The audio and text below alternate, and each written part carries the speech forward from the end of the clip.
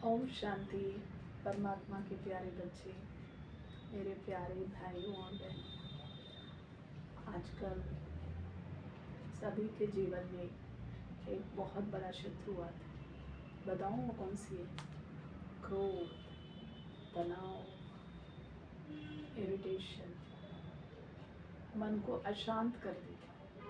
आप बहुत अच्छा काम करने जा रहे हो, किसी ने आपको टोक दिया तो आपका मन कितना दुखी हो जाता है और उसके बारे में आप सोचने लग जाते हैं।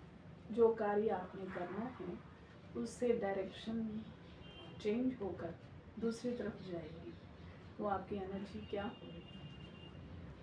वेस्ट जा रहा है ना। तो क्रोध से मुक्ति पाने के लिए 2 पॉइंट्स आपको बताना चाह रहे थे। एक है, जब कोई क्रोध करते हैं तो आप ये सोचिए कि ये व्यक्ति खुद ही बहुत परेशान है, क्योंकि जिसके पास जो है वही दे रहा है। उसके पास क्रोध है तो क्रोध ही दे रहा है। हम चाहते हैं शांति से बोले, प्रेम से बोले, पर उनको खुद को ही तनाव है, अशांति है, तो वही हमें देते। तो ये पॉइंट आप याद रखिए। और दूसरी पॉइंट आप याद रखिए कि हमें हमेशा अपने लक्ष्य को प्राप्त करना है। तो कोई कुछ भी कर रहा हो, पर मेरा लक्ष्य क्या है? अपने आप को देखते रहो। मुझे काम क्या करना है, मुझे अपना कार्य करना है। Always remember this. तो इससे क्या होगा, आपके जीवन में बहुत शांति आएगी। और एक पॉइंट भी आप ले सकते हैं, हर कोई जन्म से ही राजा नहीं होता है। कोई भी व्यक्ति अपने परिस्थितियों के वजह से ऐसे बन जाता है। मैं एक आपको इंसिडेंट बताना चाहती हूँ। एक व्यक्ति, हम कुछ लोग, हमारे सीनियर्स कहीं जा रहे थे जनेवा में, तो नाइट टाइम था, तो वो जा रहे थे वहाँ पे। तो अचानक एक घोड़ा आ गया और ऐसे उसके ऊपर दोनों पाँव रखा। घोड़ा बहुत बड़ा था, फिर वो चला गया। इनको पता ही नहीं लगा कि हुआ क्या है। और ये राजयोगा मेडिटेशन प्रैक्टिस करते हैं। कोई तो 50 ईयर्स से प्रैक्टिस कर रहा था उसमें जो बैठे हुए हैं, कोई तो 30 ईयर्स एंड कोई तो 4 ईयर्स। जो ड्राइव कर रहा था वो 4 ईयर्स से प्रैक्टिस कर रहा था। तो जब वो देखा कि ये क्या हो गया, एकदम गाड़ी के पहिए में से हवा निकल गई, पंक्चर सा हो गया। वो इतना जोर से घोड़े ने ऐसे मारा। इतने में क्या हुआ, वो मेडिटेशन कर रहे थे। व्हाट हैपन, कौन सी चीज़ क्या है यहाँ पे। इतने में एक लड़की आई थी 16-17 साल की। उसने पूछा यहाँ पर घोड़ा आया था। तो उनको तब पता लग गया कि वो ये घोड़ा था। तो उन्होंने कहा, ऐसे चली गई वो आगे। फिर वो भी चली गई वहाँ पे। तो हमारे में से एक बहन गई थी पूछने के लिए वहाँ पर घोड़े का जो स्थान था, वहाँ जाकर के देखा। तो उन्होंने बोला कि ये पुराने वाले मालिक जो था ना, अब वो नए मालिक के पास चले गए। पुराना जो मालिक था ना, इनको इस घोड़े को बहुत मारपीट करता था और वो बहुत डरा हुआ रहता था उस टाइम। अब वो किसी के भी काबू में नहीं आ रहा था।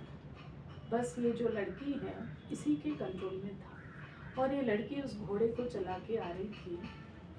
इतने में क्या है, नीचे से खरगोश ऐसे जा रहा था। उसको दिखाई नहीं दिया, परंतु उसको बहुत डर लग गया, कौन सी चीज़ है, इसलिए उसने उसको पीछे से नीचे डाल दिया और वो आगे चली गई। और बीच में ये गाड़ी थी तो इसके ऊपर ऐसे मारते फिर वो चली गई।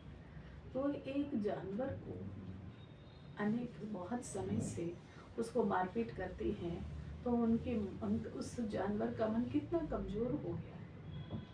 उसको ये नहीं पता लगा कि वो खरगोश है, वो कुछ कर नहीं सकता है, वो तो कुछ करेगा नहीं, ऐसा नहीं समझ आया उसको। ऑलरेडी इतने समय से वो मारपीट खाया है, तो उसके अंदर वो डर बैठा हुआ था।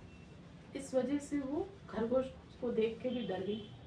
तो आप सोचिए, इस दुनिया में कोई भी इस तरह से गलतियाँ करता हो, या कोई भी ऐसा क्रोध करता हो, कोई भी हमारे हिसाब से नहीं चलता हो, आप सोचिए उस आत्मा के साथ क्या क्या हुआ।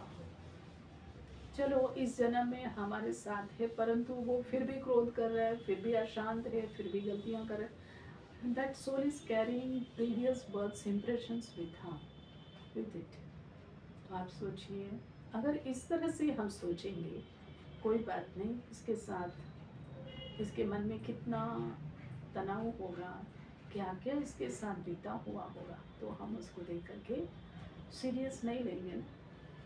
उसको देख के हम तरस खाएंगे, तो हमारी स्थिति भी अच्छी रहेगी। उसको साथ हम अच्छा सोचेंगे उसके बारे में, तो अच्छे वाइब्रेशंस हम उसको दे सकेंगे, उसके अंदर वो डर निकाल सकेंगे। और कुछ भी होता है, एक और पॉइंट बताना चाहते हैं, कोई क्रोध करता है, कुछ भी करता है, हम कहते हैं तुमको कितने बार बोलना है, एक बार कहने से समझ में नहीं आया, 10 बार बताए फिर भी नहीं समझ रहे हो, मतलब उसको भी सीख रहा है। व्हेन यू थिंक दैट ये सीख रहा है, लर्निंग कर रहा है, अभी सीख रहा है। हमारे अंदर भी बहुत सारे अवगुण होंगे, तो हम भी चाहते हैं हम बदले, पर इट टेक्स टाइम। तो इसी तरह से हम दूसरों को देख कर के ये भी सीख रहा है, कोई बात नहीं, सीख जाएगा। ऐसे सहन शक्ति रखेंगे तो हमारे क्रोध में नियंत्रण हो सकता है। ठीक है, चलो आप सबका जीवन मंगलमय हो, सुखमय हो, ये शुभ भावनाओं के साथ मैं आप सबसे छुट्टी लेती हूँ। ओम शांति।